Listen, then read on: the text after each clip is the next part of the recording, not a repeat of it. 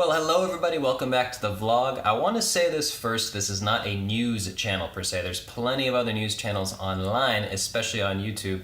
I'm not going to encroach into that territory. There's plenty of people doing it much better than I ever could. But I do want to reference one story that's been in the news the last week. It's about John Greathouse and his advice to women that want to go into the venture capital world, whether it's to actually become a venture capitalist or trying to get venture capital money for a startup or whatnot. He wrote in the Wall Street Journal, and it was actually a brilliant article if you actually go and read it. It's really well stated. It's not sexist in the slightest. He basically said, listen, there's been so many times in the history of our species where we tend to have these different innate sexist, racist, homophobic type gut reactions. And by the way, this has actually been measured in babies, infants, 6 to 8 months old. We have this in our DNA. All his point was, because humans have this and you're trying to write a resume out to send it to somebody or a pitch idea or anything like that, don't show your picture and abbreviate your first initials, or try and, if you have a name that could go either way, that's okay. The analogy I'd like to use, because the entire internet kind of turned against him and started calling him a sexist, which was strange because I had never really heard of the guy before, especially in even the VC world. He's really not that big of a name. I don't know why the internet just randomly jumps on people like that, but I want to try the analogy to a game, like Monopoly or whatnot. If you're trying to play a game and you're learning the rules as you go through, and there's a rule that comes up that isn't necessarily fair, do you stop playing the game?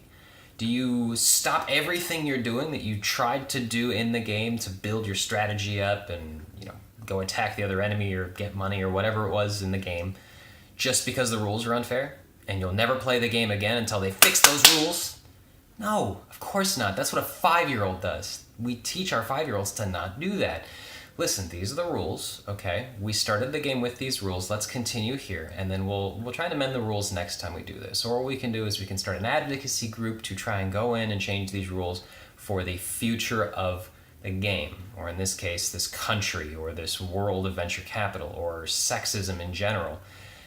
It's kind of throwing a hissy fit to say that this guy's a sexist. I'm sorry to say that. I'm definitely for equal rights for everybody. I know what it's like to be have prejudices against me. I definitely know it. But at the same time, I don't think that everything is a racist ethical problem whenever somebody looks at my beard and comments on it. No, there's no freaking way. I've had some pretty big injustices happening. And the internet doing its thing where they take this big, huge, beautiful post and putting it into this guy's one little sexist because of one tiny little snippet that they heard from a friend of Donald Trump's or whatnot, that's just ridiculous. So I just wanted to kind of share this with you. This is definitely not a news channel, but I do want to know what you guys think about this. Is it kind of like acting like a 5-year-old to call this guy sexist, or is there actually kind of some sexist undertones to saying that it's still an unfair world for women? I don't know. For me, that seems like a pretty open-ended thing. It's not a definite finite, he's a sexist, okay?